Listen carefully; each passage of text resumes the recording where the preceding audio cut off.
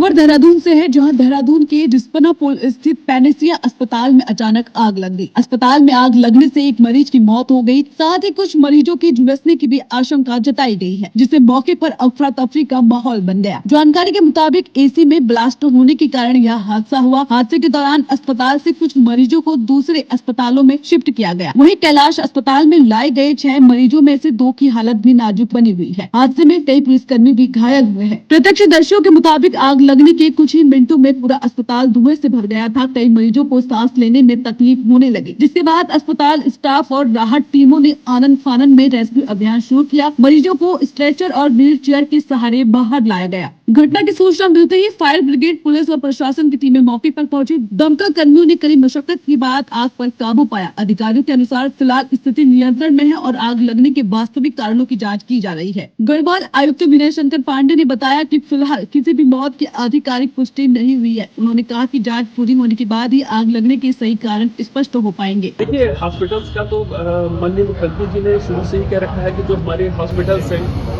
और हमारी इस तरह की प्लेसेस हैं जहां पर लोगों का आना जाना रहता है, और अस्पताल तो बहुत ही इंपॉर्टेंट होते हैं, तो उनका सेफ्टी ऑडिट समय समय पर कराया जाए। निश्चित रूप से इसका सेफ्टी ऑडिट जरूर हुआ होगा, लेकिन अभी बहुत ही प्रीमेच्योर स्टेज है। इसके बारे में मैं अभी तत्काल कोई कमेंट करने की स्थिति में नहीं हूँ। ये पता लगा है कि ये किसी का हॉस्पिटल था, ये आनंद सिंह बोरा जी कोई नाम बता रहे हैं, और उन्होंने पेनेसिया ग्रुप को ये हॉस्पिटल रेंट पर दिया हुआ था। तो ये सारी चीजें जब जांच होगी तब सामने निकल कर आएंगी कि किसी तरह की लापरवाही हुई या नहीं हुई।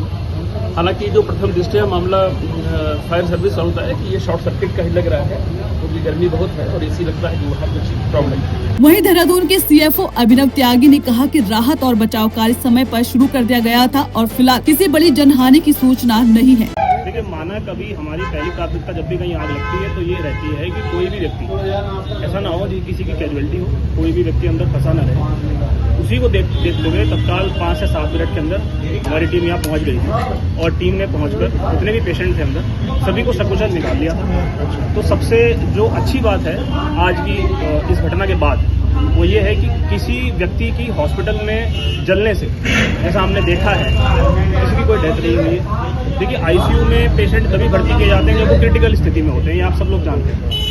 तो मीनवाइल उनकी अभी वर्तमान स्थिति क्या है इस पर टिप्पणी किया जाना संभव नहीं है, लेकिन आग के चलते हुए किसी की कोई जनानी नहीं। लेकिन इस हादसे ने शहर के निजी अस्पतालों की सुरक्षा व्यवस्थाओं पर गंभीर सवाल खड़े कर दिए हैं। देहरादून में कई अस्पताल और नर्सिंग होम सीमित जगह, संकरे रास्तों और कमजोर फायर सेफ्टी इंतजामों के बीच संचालित हो रहे हैं। कई इमारतों में न पर्याप्त पार्किंग है और न ही इमरजेंसी एग्जिट की समुचित व्यवस्था। ऐसे में आग जैसी आपदा के दौरान राहत कार्य प्रभावित होना तय है। पैनेसिया अस्पताल की घटना ने यह भी उजागर कर दिया कि फायर ऑडिट, मॉनिटरिंग और बिजली उपकरणों की नियमित मॉनिटरिंग जैसी व्यवस्थाएं कई जगह सिर्फ कागजों तक सीमित है। सवाल ये है कि जहां रोज गंभीर मरीज जिंदगी और मौत से जूझ रहे होते हैं, वहाँ सुरक्षा इंतजाम इतने लचर क्यों हैं? हर बड़े हादसे के बाद प्रशासनिक शक्ति की बातें जरूर होती हैं, लेकिन कुछ समय बाद व्यवस्थाएं फिर पुराने ढर्रे पर लौट आती है। अब देखने वाली बात होगी कि इस हादसे के बाद जिम्मेदार विभाग सिर्फ जांच तक सीमित रहते हैं या वास्तव में अस्पतालों की सुरक्षा व्यवस्था को लेकर कोई ठोस कार्रवाई भी की जाती है।